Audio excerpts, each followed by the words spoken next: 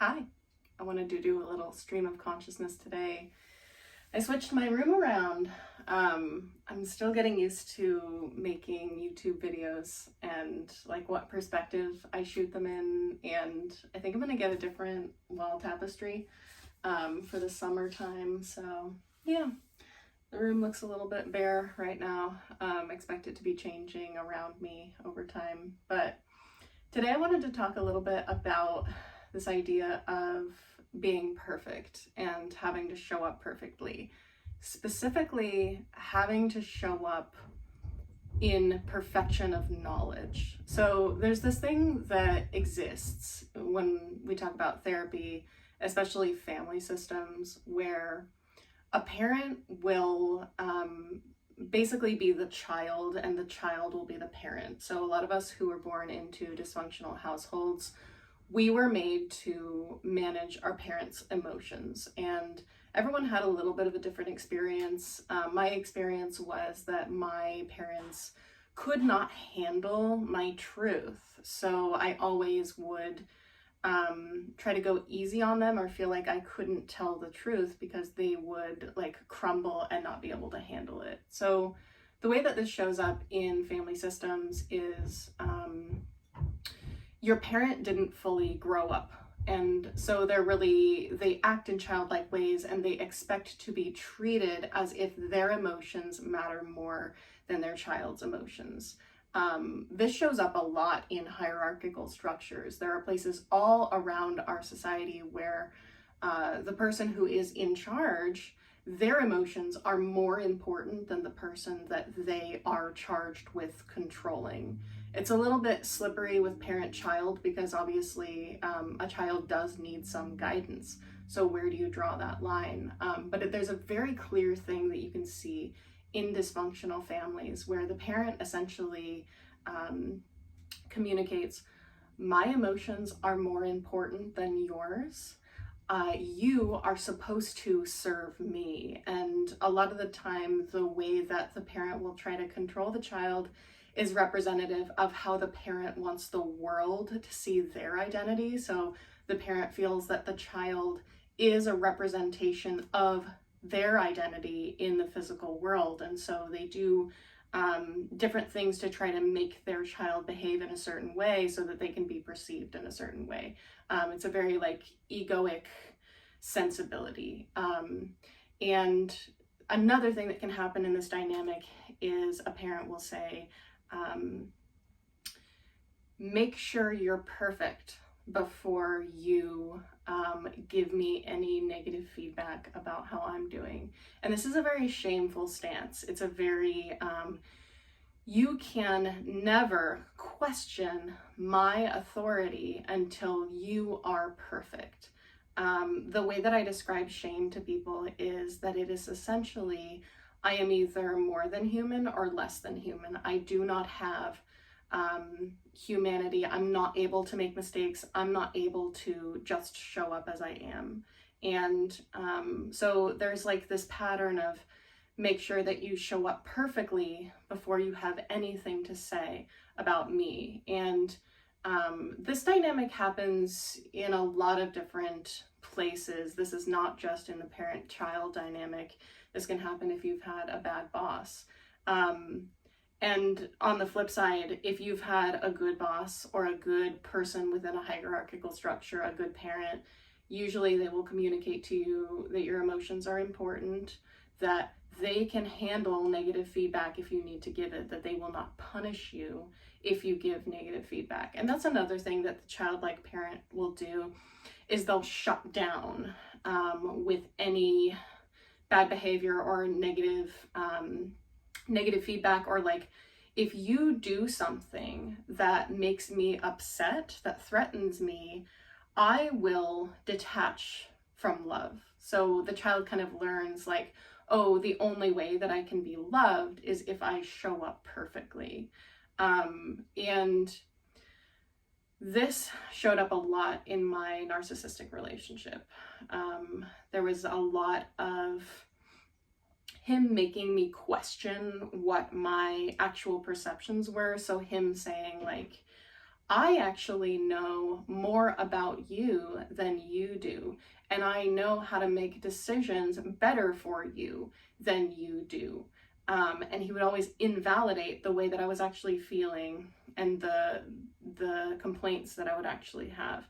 And he would rationalize around his behavior and always make it come out seeming like he was the good person and I was the bad person. And it's another part of these dysfunctional dynamics is like someone always wins and someone always loses. Someone is always the good person and someone is always the bad person. If you see this dualistic dynamic show up, it's a good sign that shame is in the room with you. If you're in a relationship with someone who's always making you feel like you're the bad person and they're the good person, and if you just did XYZ, then you would be good, you would be able to earn your goodness, that is shame. That's toxic shame. I think that was coined by John Bradshaw, toxic shame. But I wanted to bring this up because I make TikTok videos. I don't know if you follow me on TikTok. I don't know if you just discovered me on YouTube. But the TikTok videos I make are very honest. And over time, I'm learning we don't necessarily say everything out loud that we might say to our therapist. And most people like already have that sensibility about them.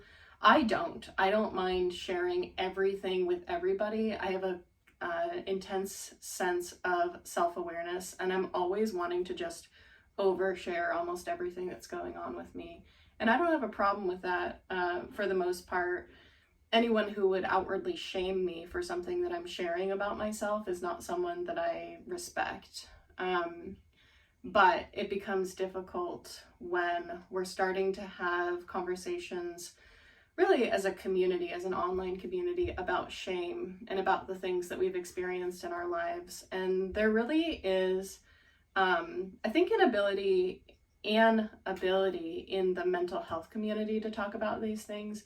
But really, in the larger sense of society, like when my TikTok videos have gone to a further audience, there is less and less understanding for having a conversation about shame, having a conversation about the inner workings. And it's really started to feel, to me, like a narcissistic relationship. So there have been some videos that I've made where people essentially communicate, make sure you're perfect before you say X, Y, and Z. Make sure, especially, that you're perfectly informed.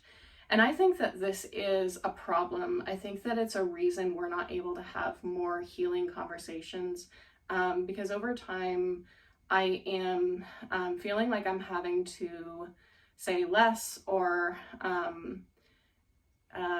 water myself down in order to sort of like not be called out that I am not perfectly informed about whatever information it is.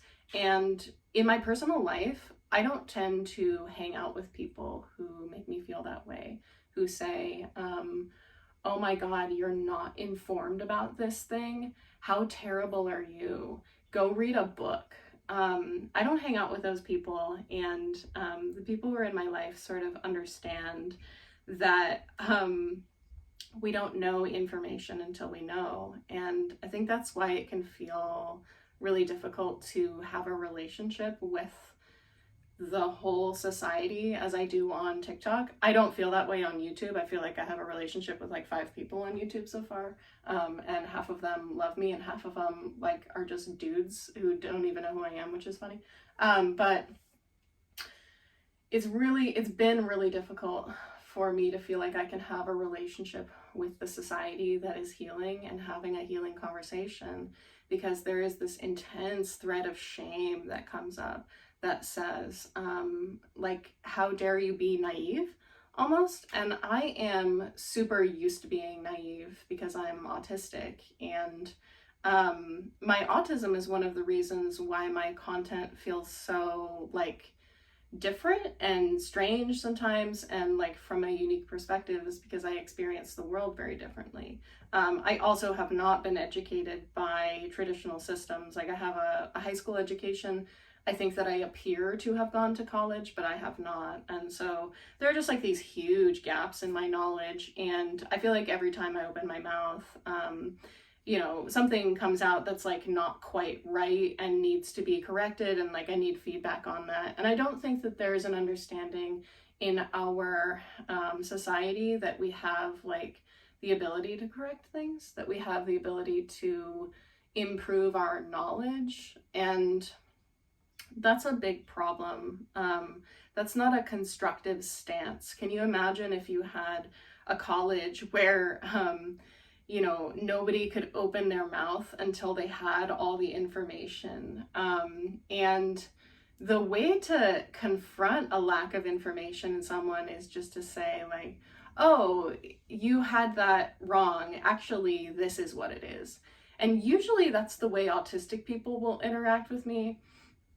But the way that some other people have interacted with me have been like very shaming and very blaming, and like, how dare you even open your mouth before you have read 5 books about this topic. And I think the thing that I need, and people need to have connecting conversations and healing conversations and educational conversations, is just to say the thing out loud, and then to be corrected, for someone to say, oh, you thought this, but it's actually like this, especially around things that the US education system has deliberately not educated us about.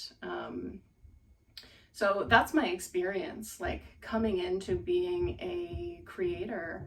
I recognize that I sort of have a responsibility to gain knowledge and to be able to take feedback. And that's a beautiful process that content creation has done for me, because I learn so much by saying things out loud that have been in my head, and people go, oh no, that's not correct at all. And I go, oh wow, I've just been going around thinking this, and I never would have thought to research it.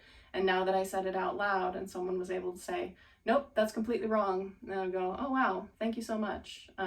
There is no emotional tone to having incorrect information.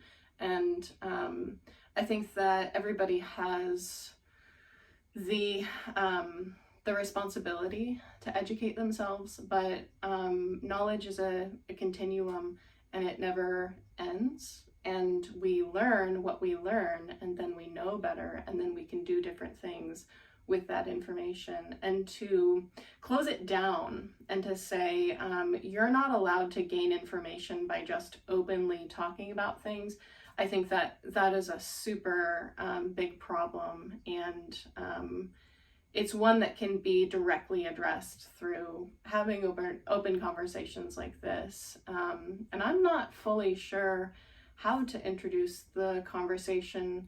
I really needed to have a conversation about shame and explain to you about shame for 15 minutes before I could even talk about that.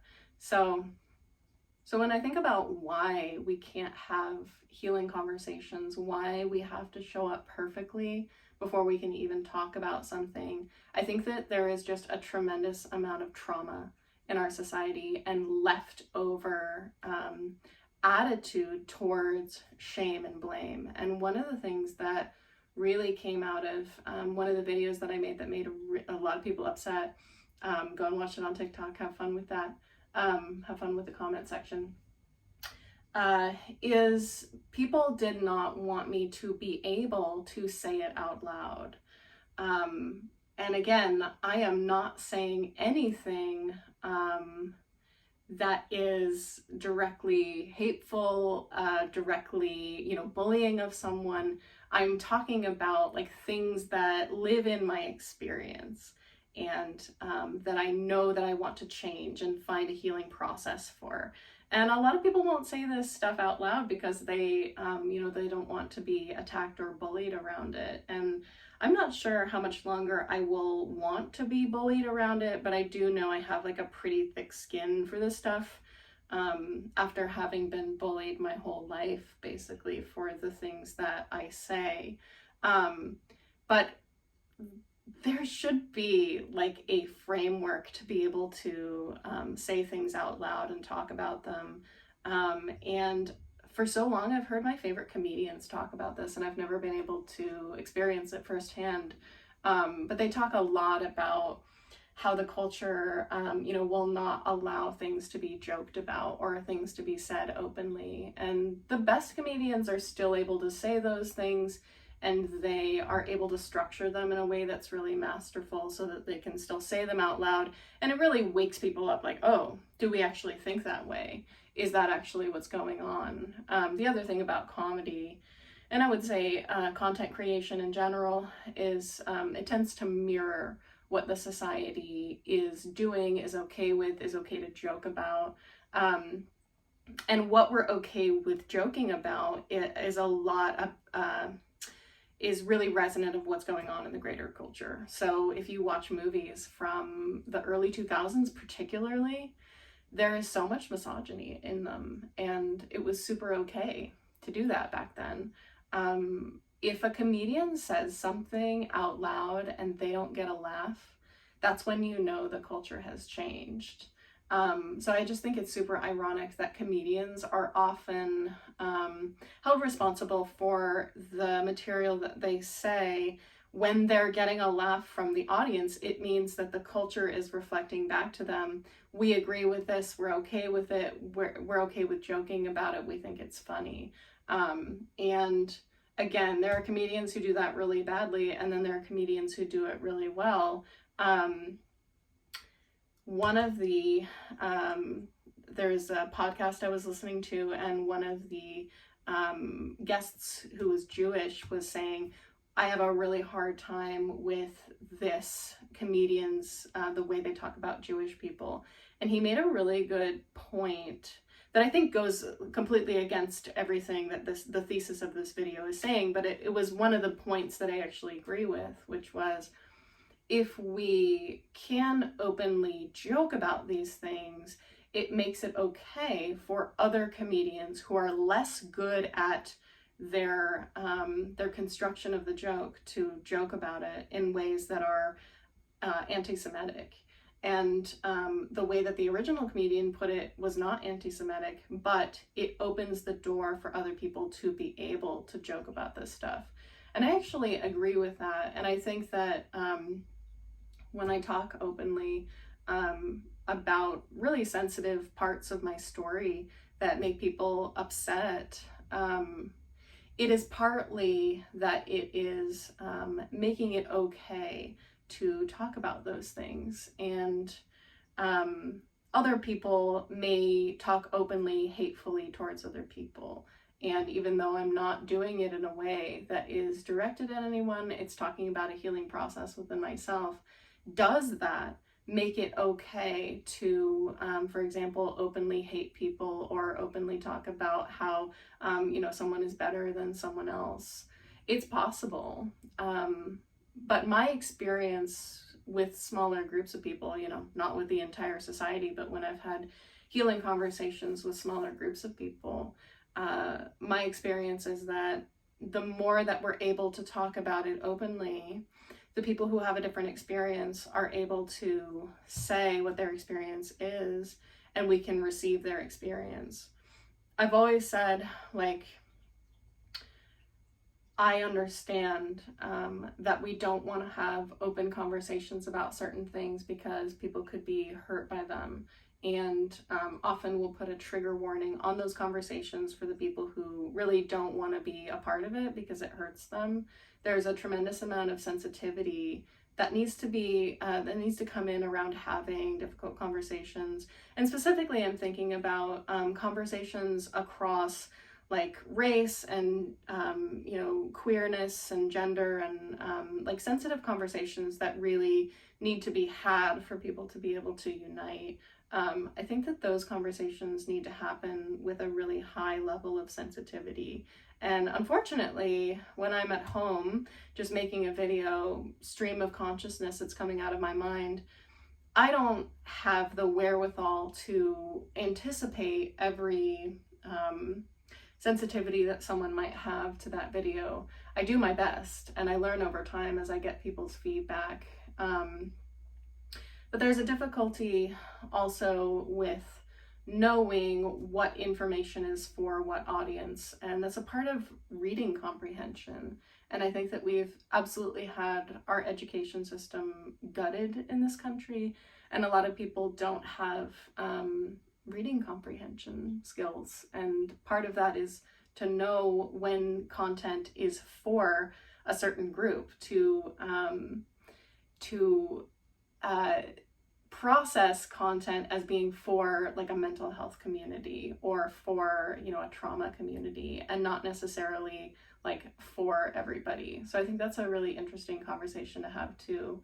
But my overall experience as an autistic person is just like, oh yeah, I am often misunderstood, and often I am uninformed myself. And I think people take my content as like I'm trying to be some role model or some professor type because of the way that I communicate. I want to be perceived as a peer, someone who is flawed, someone who is sometimes saying things that are wrong and not having investigated further. I wish that I could know before I say something that I don't know it. But unfortunately, I don't know what I don't know. And so I'm not able to show up perfectly. And, you know, my experience in my trauma healing process is that, you know, I don't hang around people who need me to show up perfectly. And I think that it is something that needs to change in our society, that people are put on pedestals and asked to show up perfectly. And I think that there is also a positive side to that, which is those who've been marginalized and hated and the recipients of violence get really frustrated when people are uninformed. And I can understand that, being a woman trying to inform men about what I go through. Sometimes I can get frustrated that they show up to the conversation not even knowing things. And why is it my responsibility to educate them? So I can understand that frustration. It is nobody's responsibility to educate us but ourselves. And I think it's our responsibility, every person's responsibility, to be able to receive new information and be flexible to it. It is much harder to receive feedback and be flexible to information when you're already put on a pedestal by people. And when we talk about the contrast between being one person interacting with like the community of the world versus one person interacting with one person, it's a dysfunctional relationship dynamic to put someone on a pedestal. And it happens a lot, and I've been writing about it in my book, where someone will see someone as this amazing person that they want to put on a pedestal. And what always happens when you put someone on a pedestal is they will 100% of the time dash your expectations of them. They will let you down.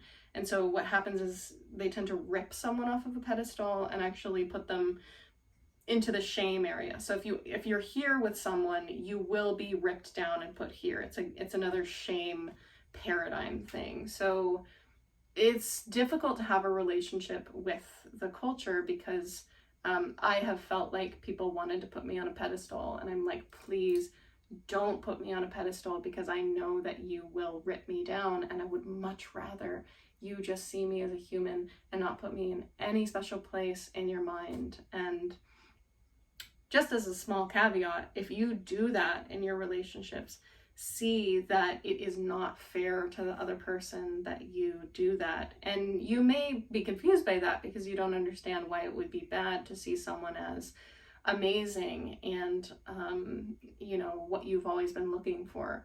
But it ultimately always has that other side of the coin. And I think that that's something that so many creators and celebrities, etc., have had a hard time explaining to people, is like, that sense that you can really only let people down, because people have put you like in this mythical place in their minds, and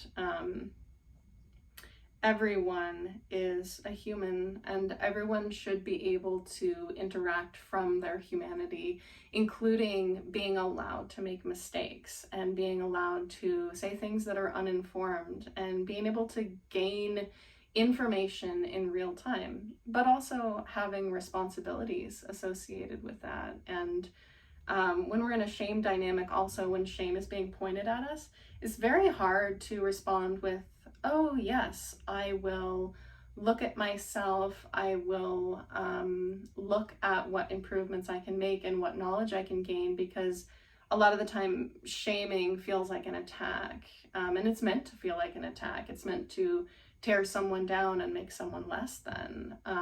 It's meant to remove someone's humanity. And when that's being pointed at you, it's very hard to have like a level-headed response to it. You tend to want to defend yourself, not apologize, etc. And I think a lot of the time, you can be very unclear about what is to be apologized for. It just feels like, what's the word I'm looking for? To appease someone, to apologize in a fake way. So, there needs to be a reckoning with the amount of shame that lives in our culture. And I don't know how to get at it, but I'm going to continually talk about it openly. And I know you guys in the therapy community get it. And I know that you guys in the autistic community understand the directness and understand, oh, when someone doesn't have information, we just directly tell them the information and then they have the information. Also, I meant to say, in relationships, usually, if you need someone to know something, you will usually tell them. So you'll usually like, oh, you have that wrong. This is the information. And it's seen as just like a courtesy in a one-on-one relationship. You wouldn't expect someone to know something, and you wouldn't usually get angry at them for not knowing it. So I think that's an interesting difference that we're seeing in one-on-one relationships versus like one-to culture relationships, is like, no, I will not tell you the information. In some cases, I will not tell you how you are wrong. I will just be mad at you. So anyway, I don't think I have any more on this stream of consciousness, but thank you for being with me and allowing me to develop these thoughts. And yeah, I will see you on my next video.